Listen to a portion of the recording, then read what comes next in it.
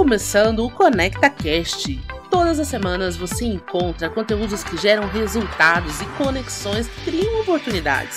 Somos mais que um hub de ideias, geramos experiências transformadoras que ampliam seu conhecimento através de soluções, tendências, histórias e novidades sobre viagens corporativas. A apresentação, Andréia Matos. Olá, estamos começando mais um episódio do ConectaCast. Eu sou Andréia Matos, fundadora da Belinkers, a empresa que é o braço em educação de viagens corporativas da Alagev. E no episódio de hoje vamos falar sobre política de viagens em tempos de inclusão. E para essa nossa conversa está aqui com a gente hoje o Léo de Paula. Ele é ator, cantor, preparador de elenco, mentor criativo e idealizador da Fator Diversidade, uma consultoria de diversidade e inclusão, tendo a arte e a ciência do comportamento como pilares de solução. Com mais de 15 anos de experiência no Brasil e no mundo, já apresentou seus trabalhos em Cannes, Paris, São Paulo, Barcelona e Bruxelas, e com os projetos Le Circo de la Drag, Orquestra de Petris Noves e O Corpo Emagrecido. Seu mais recente trabalho de pesquisa em desenvolvimento humano revive diretrizes ancestrais por meio da arte e espiritualidade, com foco no poder do coletivo a partir do despertar individual, intitulado O Voo da Águia. Léo, seja muito bem-vindo, que prazer ter você aqui com a gente. Obrigada por aceitar nosso convite. Imagina, é um prazer estar aqui com vocês, falando de diversidade, de inclusão, dentro de uma indústria tão maravilhosa que é a indústria do turismo, né? Então, é um prazer estar aqui com vocês, dialogando.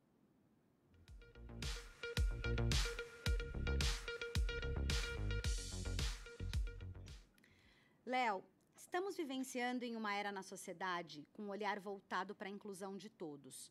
Quando pensamos nas organizações, você já percebe que elas estão preparadas ou ainda estão a caminho para tornar a política de viagens mais inclusiva? Eu acredito que a gente esteja passando por todo um processo de transição, né? E acho que agora a gente entra num processo pós-pandemia, né? Que agora a gente está caminhando para uma endemia. Acho que a gente começa a rever os aprendizados, né? Os desafios que a gente enfrentou durante esse período. E eu acho que a gente ainda está em construção, né? Eu digo isso de uma maneira geral. E possivelmente, né, dentro da indústria de turismo também, de viagens, né, como que isso está sendo estabelecido. Principalmente partindo do ponto que o home office, né, os sistemas híbridos, né, metade no escritório, metade em casa, todos esses processos também vão influenciar nessa nova construção de diretrizes de viagem, né? Então, acho que a gente está no meio do caminho. É, verdade, né, Léo? E na tua visão, o que você acha que, quando a gente fala em inclusão, né, e a gente tenta traduzir isso aqui para o nosso universo de viagens corporativas e para dentro das políticas, né, o que você acha que a empresa precisa fazer para adotar a inclusão e quais ferramentas podem ser implementadas? Tá. Eu acho que o primeiro passo de uma empresa é revisitar essa regulação de viagens é escutar os colaboradores de que forma que eles acreditam que vai funcionar melhor, né? Cenários que a gente vivenciou mais intensamente, como pais e mães cuidando dos filhos em casa, pessoas que trabalham distantes e que precisam ter um transporte até chegar à base do escritório, isso também mudou. Eu acho que as empresas têm que começar a ter um processo de escuta, como que vai se dar essas diretrizes, né? Então, para todos os corpos e corpas, então eu digo para pessoas com deficiência, mães, né, que têm situações particulares com filhos, pais que têm situações particulares com os filhos. Acho que esse processo inicial, para a gente retomar esse caminho de inclusão, é o processo da escuta, né? Como que a gente vai lidar com essas diretrizes de viagem a partir de agora, né? Qual o período máximo e mínimo que cada funcionário vai ficar em viagem, né? Considerando também os protocolos de segurança globais, né? Que estão institucionalizados. Então, pensar como que a gente vai construir isso juntos. Então, acho que o primeiro processo é escutar, né? Escutar e ver um processo de economia para a própria empresa, de economia de tempo e de dinâmica para o próprio funcionário. e que as pessoas se sintam, de fato, incluídas dentro desse processo. E como as pessoas vão se sentir incluídas? Se sentindo bem. Eu acho que você trouxe 2 pontos aí, Léo, bastante interessantes, principalmente quando a gente fala dessa questão de como a pandemia mudou, né? Como a gente faz, né? Quando você fala de mães, por exemplo. Eu sou mãe, né? Antes da pandemia, minha filha ficava numa escola integral. Ou seja, eu tinha uma dinâmica para o meu trabalho, para ir para o escritório e até para as viagens, né, a trabalho. E agora, a gente passou 2 anos, hoje ela está numa escola meio período, por exemplo, que deve ser a realidade de muitas mães também, porque eu estou trabalhando em casa a maior parte do tempo, então... E aí, como é que eu faço uma viagem a trabalho, né? Como que, de repente, a empresa está olhando para isso e entendendo a realidade das novas mães e transformando as suas políticas para incluir essa nova realidade, né? Acho que esse tem um ponto aqui bem interessante. E um outro que você trouxe, que também me chamou bastante atenção, que eu acho que tem acontecido muito também, é a gente pensar que antes da pandemia, né, normalmente as empresas acabavam contratando os funcionários ali perto dos seus headquarters, né? Então, sei lá, se a minha empresa tem um escritório principal em São Paulo, eu tenho uma grande base de colaboradores em São Paulo, né? E com a pandemia acabou espalhando. Hoje a gente tem funcionário aí no mundo inteiro. E aí você olhava antes uma política de viagens que partia de algumas premissas pensando que as pessoas estão normalmente se deslocando a partir de São Paulo. Então, sei lá, de repente você tem na tua política ali que viagens terrestres só são permitidas até 300 quilômetros. O restante você tem que fazer viagem usando um meio aéreo. Mas aí hoje você tem as pessoas espalhadas por todos os cantos, né? Então, como é que, de repente, você tem que olhar para isso? Você tem que escutar essas pessoas e entender que, olha, para eu seguir essa política, eu tenho 150 quilômetros terrestres e depois eu tenho que pegar um voo que me oferece 2 conexões, eu vou levar 10 horas de tempo total. Ao passo que se eu fizer 380 quilômetros terrestres, eu chego. Acho que a inclusão vai por aí, Léo. Eu acho que vai por aí. Esse exemplo é maravilhoso, por exemplo. Eu acho que tem vários recortes, né? Nesse exemplo que a gente partiu do exemplo da mãe ou do pai, né? Que está em casa com uma dinâmica pré-estabelecida pós-pandemia. Então, existe uma dinâmica já de funcionários, de pessoas contratadas para cuidar dos filhos e da casa. Existe já uma logística, né? Que diz que a criança vai ficar em casa, que diz que não. Existe já um planejamento. Então, acho que é importante escutar esses profissionais e ver qual é o melhor caminho, né? Porque o melhor caminho pode ser, de repente, esse profissional conseguir alguém para ficar com a criança durante o período, alguém de confiança, e para isso existe um investimento. E aí a pessoa vai conseguir pegar um voo e vai conseguir ficar no lugar de trabalho que precisa estar presencialmente com uma qualidade de tempo. Tudo é muito particular a partir dessa pós-pandemia, né? Os deslocamentos terrestres, né? Eu, por exemplo, estou morando no sul de Minas. E é uma coisa que eu falei com a minha agente, por exemplo, a minha empresária, que nos meus cachês, nas minhas negociações, eu tenho que considerar um transporte que saia eu moro na zona rural de Itamonte, no sul de Minas, então eu tenho que pegar um transporte até Itaiandu, que é a primeira rodoviária, de Itaiandu eu pego um ônibus para São Paulo. Olha aí, Ou Léo, pegar um carro que vai... Eu dei esse exemplo sem saber que você tinha essa logística, né? A gente acabou usando um exemplo que é uma logística sua mesmo, né? E que acaba, vamos supor, se eu morasse, né? E que acaba, sei lá, tendo um investimento de, vamos colocar aqui, R$500 por trecho, né? Então eu gastaria R$1.000 de volta de São Paulo, né? Considerando que se eu estivesse morando no Espírito Santo, teria que ser uma passagem, né? Então eu estaria morando no interior do Espírito Santo. Então tem uma passagem até Vitória, de Vitória até São Paulo.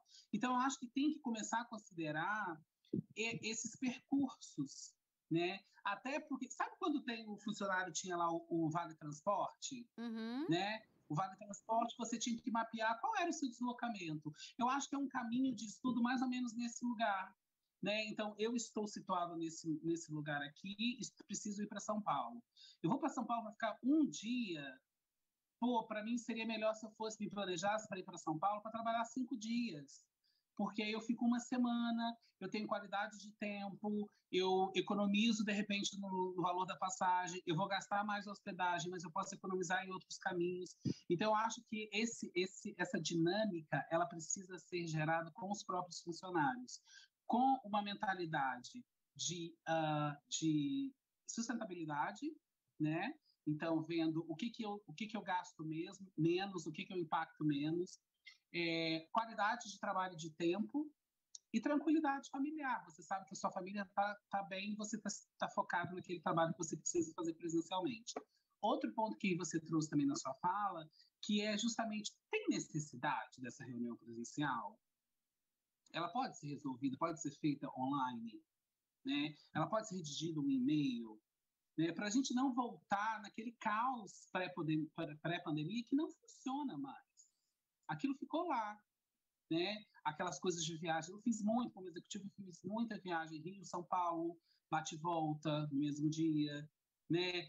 Ia num dia para Porto Alegre, voltava no outro, uma loucura, né? Para fazer uma reunião, uma loucura. Então, às vezes, a gente tem que... Acho que as empresas podem, devem, e se já não estão fazendo, eu acredito que já estejam, algumas pelo menos, fazendo essa análise, entendeu? Qual é a qualidade de tempo, de presença que eu vou ter transportando esse funcionário?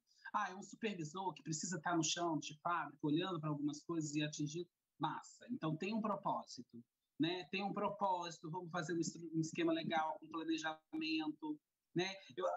Perdão. Eu acho também que essa coisa do planejamento ela ficou cada vez mais forte, né? Então, não dá para, tipo, semana que vem você tem que estar em São Paulo, ou semana que vem você tem que estar na China. Tem um planejamento, né? Eu acho que antes também da pandemia existia muito uma urgência imediata de fazer com que essas viagens acontecessem. Tinha o dinheiro, tem o budget, tem a disponibilidade, mas as pessoas queriam ver ali cara a cara, pegar a pessoa e conversar com ela, né?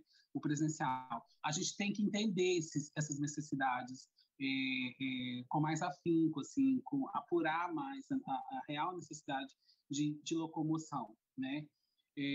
Isso infringe diretamente em qualidade, em saúde também, né? Você tá evitando que o seu funcionário fique transitando e que possa pegar algum contágio do vírus, levar isso para casa. Está tudo entrando num controle, né? As pessoas que estão vacinando estão ficando com menos, digamos, sintomas, né?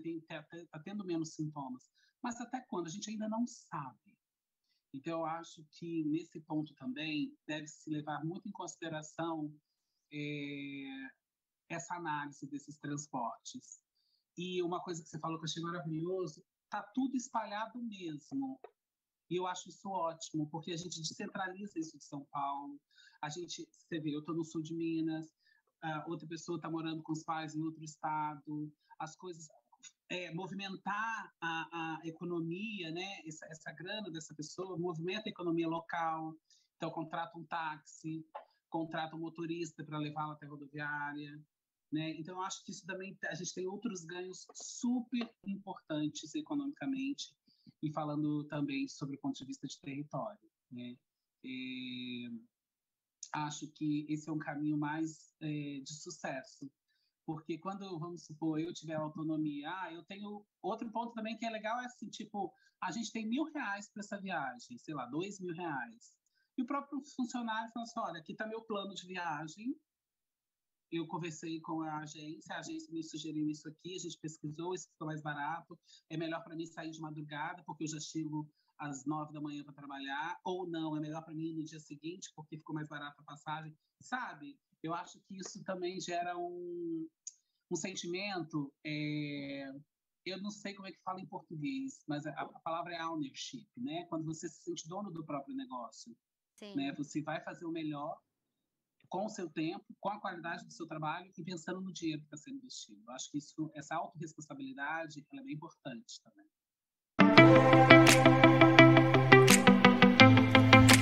Quer um jeito novo de conectar, transformar e elevar o seu conhecimento sobre eventos? Ouça Eventos Cast, o podcast dos apaixonados por eventos. Por lá, você encontra novidades, fica por dentro das tendências e amplia seu conhecimento, com entrevistas semanais realizadas com os profissionais que movimentam o mercado. Gostou?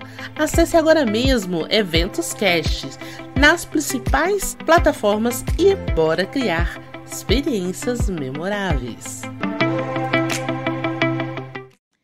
Léo, a gente gente está indo aqui já para o final do nosso episódio, mas antes da gente terminar, eu queria te pedir se você pode dividir um pouquinho com a gente. O que na tua empresa você está fazendo, independente de estar relacionado a viagens ou não, né? Mas relacionado à inclusão, que você possa compartilhar para servir aqui de inspiração para os gestores de viagens e profissionais da indústria que estão nos escutando. Maravilha. A gente da Fator Diversidade, hoje a gente faz 2 anos de operação. Então, a gente desenhou o nosso negócio pensando no presencial e a gente teve que ajustar para o online a ponto de começar a operar. Isso a gente já nasce de um lugar de inovação, né, de escuta, de dinâmica, para a gente poder se adequar ao mercado, né? Eu acho que o que existe, a gente está num ponto hoje, depois de 2 anos de operação no Fator Diversidade, eu que trabalho com diversidade, inclusão e arte há mais de 15 anos, a gente tem entendido que as empresas entenderam a necessidade, a real importância do tema e dos diálogos que são estabelecidos a partir deles, né? Entendemos que cada grupo de afinidade, cada grupo que se associa, né, para falar ou para reivindicar melhorias, situações, é super importante que eles estejam cada vez mais sendo ouvidos e suprindo as necessidades de cada grupo. E eu acho que a gente ainda não começou a, de fato, ter uma inclusão na veia. O que eu falo quando a inclusão na veia? A gente trazer as experiências escutando dos colaboradores, escutando dos clientes, como que eles se sentiram, né?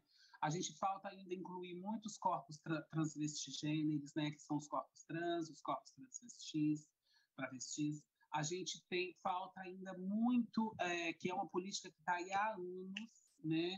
Tem um projeto de lei que você precisa cumprir o percentual de ter pessoas com deficiência trabalhando. Eu acho que ainda o grupo das pessoas com deficiência ainda precisa de muita assistência, investimento, para que, de fato, eles sejam considerados globalmente dentro de um universo que eles tenham acessibilidade. Eu vejo esse como ponto de muita atenção.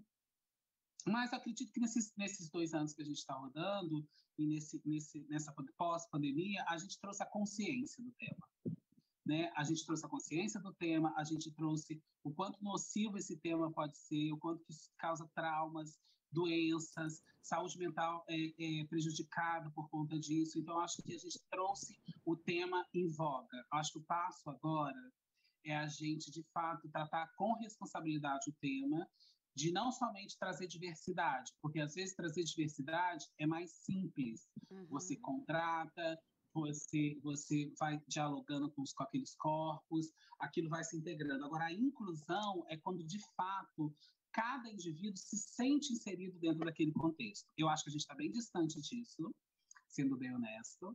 Acho que a gente está começando a entender essas necessidades, começando a valorizar o tempo, o dinheiro, a vida desses corpos, né? E eu acho que tem reality shows, com a Linda Quebrada, por exemplo, que está lá representando as travestis, onde possibilita essa conexão de entendimentos do que é uma vida travesti. Eu acho que tem comunicações sendo mais expansivas, mas a gente tem que ter bastante atenção para o tema não virar apenas uma bandeira, não virar apenas proforme, não virar apenas mais um selo. Sabe por quê? Porque não vai funcionar. Porque a gente não está falando sobre processos, a gente está falando sobre pessoas. E quando a gente fala sobre pessoas, a mudança ela vem de baixo para cima. A mudança vem de dentro para fora. A mudança vem do indivíduo para o coletivo. Então, eu acho que a gente está apenas começando.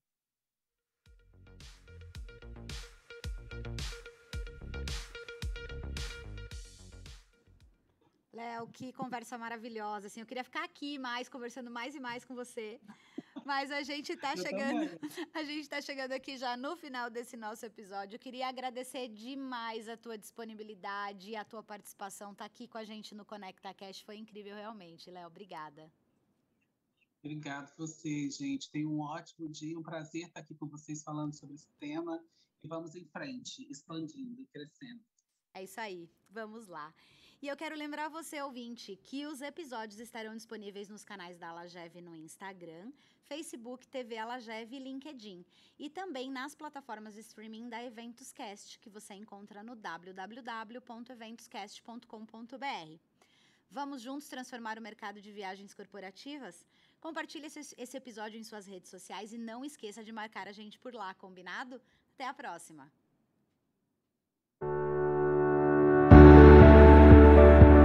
Essa temporada foi produzida pela R1 Soluções Audiovisuais.